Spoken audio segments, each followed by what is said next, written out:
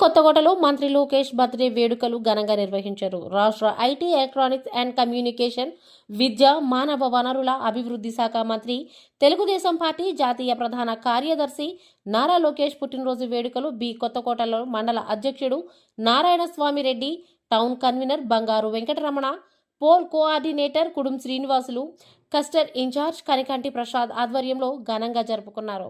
ఈ సందర్భంగా మండల అధ్యక్షులు నారాయణస్వామి మాట్లాడుతూ నారా లోకేష్ ప్రారంభించిన యువగళంతో రాష్ట్రం దిశ మారిందని అన్నారు.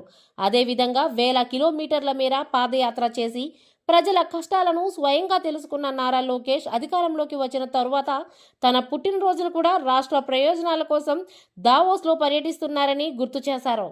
ఈ కార్యక్రమంలో యూనిట్ ఇన్ఛార్జ్ సెమీ జిల్లా ఎగ్జిక్యూటివ్ సుకుమార్, పూర్వ ప్రకాష్, కుడుం రంజిత్, చేతన రాజా, దేవుడు నాగరాజు, ఎస్సీసెల్ సూరికుడుం, శరత్, దేవరెంటి కుమార్, శిల్ప, అంజీ బెస్తా, సీనా శ్రీనాథ నాయుడు, మగ్గాల శివ, ఆదిత్య, బీరంగి ఆనంద్, శెట్టిపల్లి మధు, గడ్డు అంజీ, పలువురు తెలుగుదేశం పార్టీ నాయకులు, కార్యకర్తలు పాల్గొన్నారు.